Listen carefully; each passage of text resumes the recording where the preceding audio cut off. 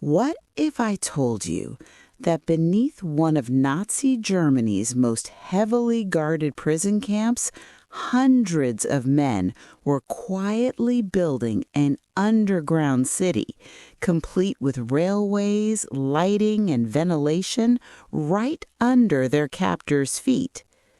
And what if I told you it took over a year, involved more than 600 prisoners, and produced 3 separate tunnels?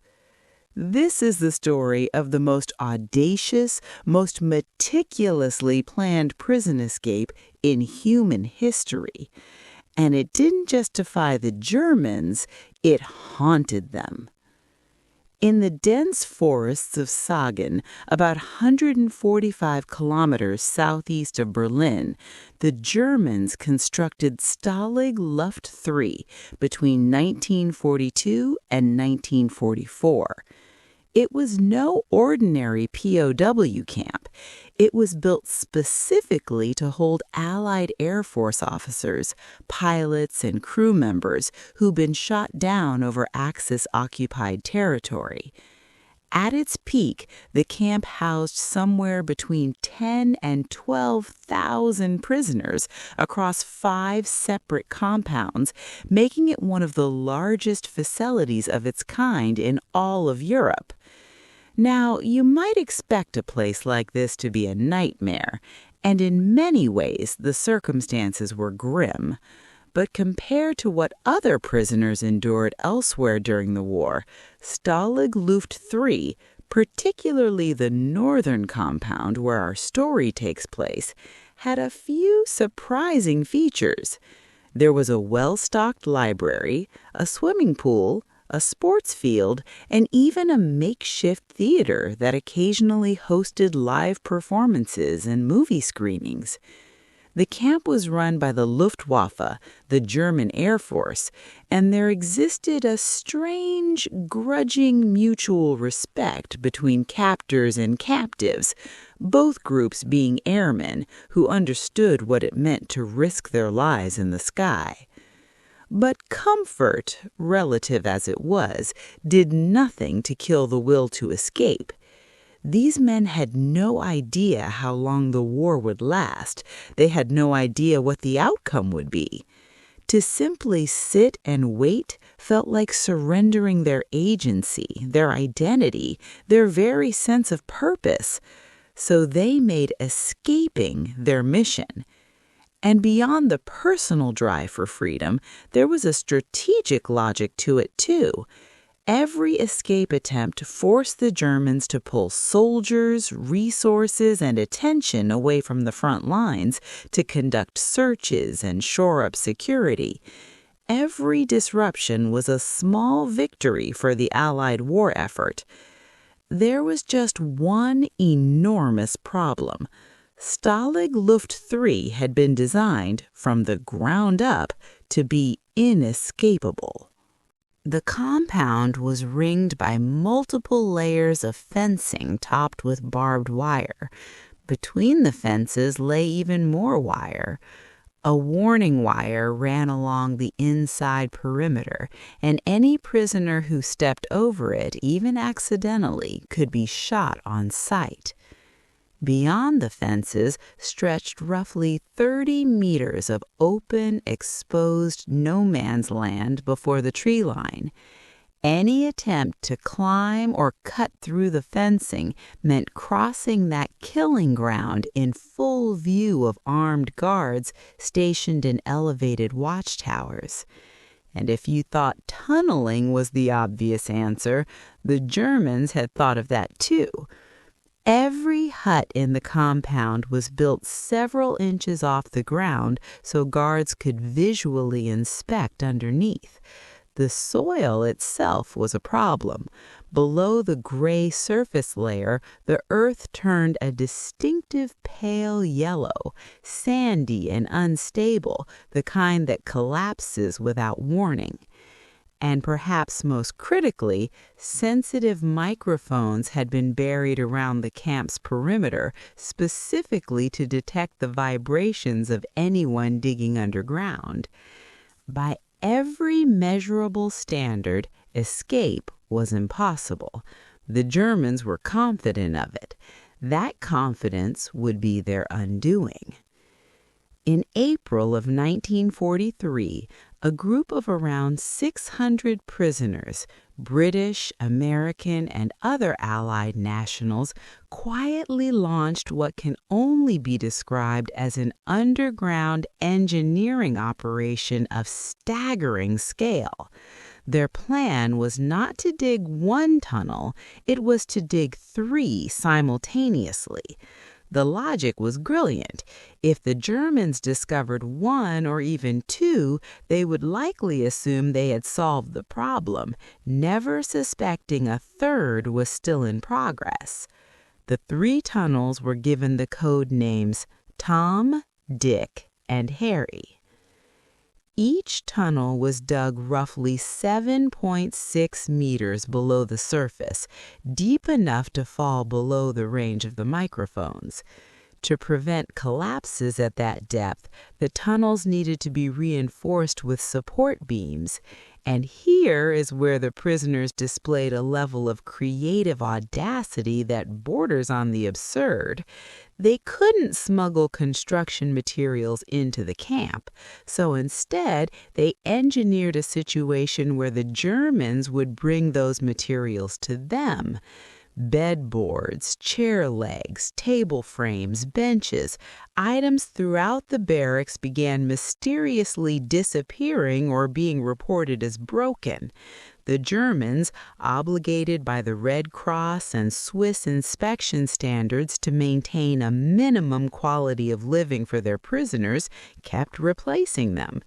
The camp's own commander noted with bewilderment that the rate of material consumption was roughly 5 times what would be expected for a facility of that size.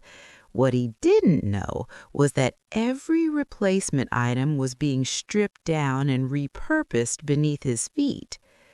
To move materials and workers efficiently through the tunnels, the prisoners constructed a rail and cart system that ran the full length of each tunnel.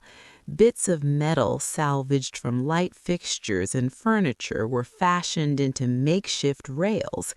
It was a functional underground railway hand-built with stolen scraps inside a Nazi prison camp. Then came the sand problem. Digging a tunnel that would eventually stretch over 100 meters means displacing an enormous amount of earth, and that pale yellow sand couldn't simply be piled outside. It would be spotted immediately against the gray surface soil. So the prisoners developed what became one of the most creative disposal systems of the entire war. More than 100 men, who became known informally as the Penguins, would fill long bags with the excavated sand and hide them inside their clothing. Then, while walking casually around the compound's courtyard, they would release the sand slowly through hidden openings at the bottom, scuffing their feet as they walked to blend it into the gray topsoil. Their waddling gait as they moved with bags full of sand between their legs is exactly what earned them their nickname. Meanwhile, a rotating roster of lookouts kept constant watch for the camp's specialist anti-escape personnel known as ferrets, guards whose entire job was to sniff out escape attempts, eavesdrop on prisoner conversations, and probe the ground for hidden tunnels. The prisoners developed an intricate warning system to signal the tunnelers the moment a ferret entered the area, giving workers just enough time to seal the entrance and restore normal appearances. Despite all of this vigilance, one of the 3 tunnels, Tom, was discovered by ferrets in September of 1943. It was a devastating blow.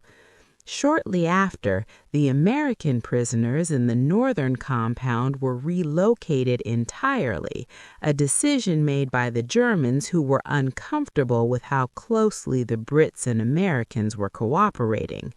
With Tom gone and Dick repurposed as a sand disposal site, every remaining effort was focused on the third tunnel, Harry.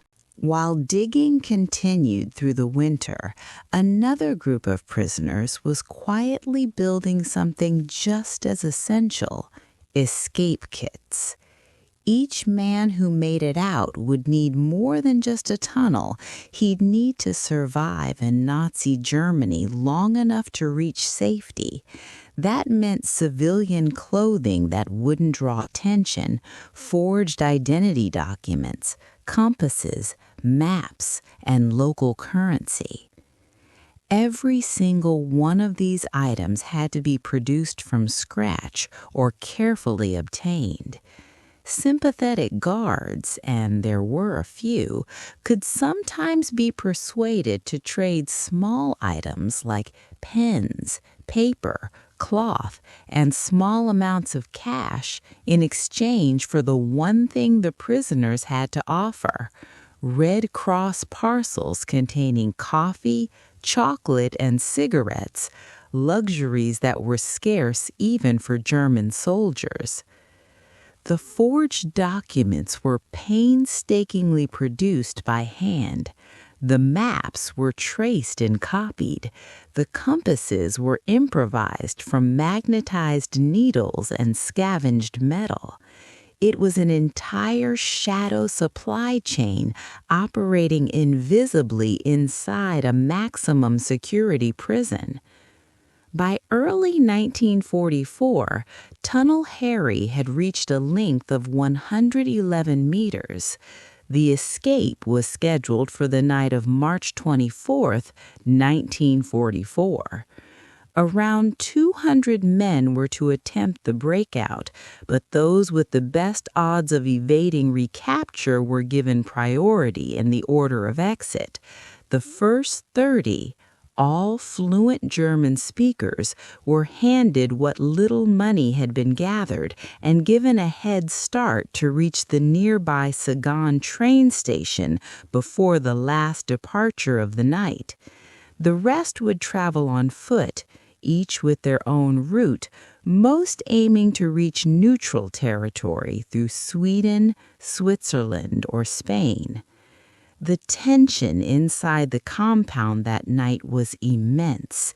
Every guard movement was being tracked and reported back to the escape committee. Then, at around 8:45 in the evening, men began taking up their positions inside the tunnel. At roughly 9:30, the prisoner tasked with opening the exit hatch at the far end of the tunnel discovered a problem. The boards sealing the shaft had become waterlogged and warped. They were completely jammed. It took until 10:15 p.m. to finally force them open, a delay of 45 minutes of precious darkness gone. And then came the second shock. The tunnel's exit point had been carefully calculated to emerge inside the tree line, shielded from view, but it came up several meters short, leaving the exit hatch sitting in open no-man's land, fully exposed to the patrol paths of the German sentries. The men had a choice: turn back after a year of work, or adapt. They adapted. A lookout was positioned at the tree line to monitor the guards' patrol schedule, tugging a rope connected to the exit hatch to signal when it was safe for the next man to emerge and run for the trees. From 10:30 onward, men slipped out one by one, timing their movements to the gaps between patrols. For over 6 hours the operation held. By 5:55 in the morning, just over 30 minutes before dawn, 76 men had made it out. Then it fell apart. One prisoner misread a rope signal and emerged from the hatch at precisely the wrong moment, stepping up directly in front of a patrolling German guard. The guard, after a stunned pause, fired a warning shot and blew his whistle. The escape was over. A manhunt of extraordinary scale was launched almost immediately. Somewhere between 60 and 70,000 German troops and Gestapo personnel were mobilized across the country. For men trying to move quietly through a nation now on high alert, the odds were catastrophic. Some were caught before they had even left the town of Sagen. Ultimately, of the 76 who escaped, only 3 made it to safety. 2 Norwegians managed to reach neutral Sweden, and 1 Dutchman linked up with resistance fighters and eventually crossed into Spain. The fate of the other 73 was far darker. Over the following weeks and months, they disappeared, recaptured one by one across Germany. Most were never seen alive again. After the war ended, a Royal Air Force investigation revealed the truth. 50 of the 73 recaptured prisoners had been executed, not in combat, not attempting another escape, but in cold blood, in roadside killings ordered directly by Hitler himself and carried out by the Gestapo. The method was always roughly the same. Prisoners were told they were being returned to Stalag Luft 3. During transit, they were invited to step out of the vehicle to relieve themselves at the side of the road. The moment they did, with their hands still cuffed, they were shot from behind. It was designed to look like an escape attempt. It was a war crime. A Swiss inspector at the camp immediately expressed suspicion about the official German explanation and reported his concerns to the British government. After the war ended, the Nuremberg trials brought many of those responsible to justice. Several Gestapo officers involved in the killings were convicted of war crimes and sentenced to death or lengthy imprisonment. The Great Escape, as it came to be known, did not end in triumph. It ended in one of the war's most callous atrocities. But its legacy endures, not because of the numbers who got away, but because of what those hundreds of men built, planned, and executed against every possible odd. For an entire month, they forced tens of thousands of German soldiers to abandon the front lines and chase shadows across the countryside. They diverted resources, disrupted operations, and proved that no prison, no matter how well engineered, could fully contain the human desire for freedom. And perhaps the most telling detail of all, almost immediately after the surviving prisoners were informed of their comrades' deaths, they began digging again, a new tunnel. Because the threat hadn't worked, it never would have. Some things are stronger than fear, and the will to be free is one of them.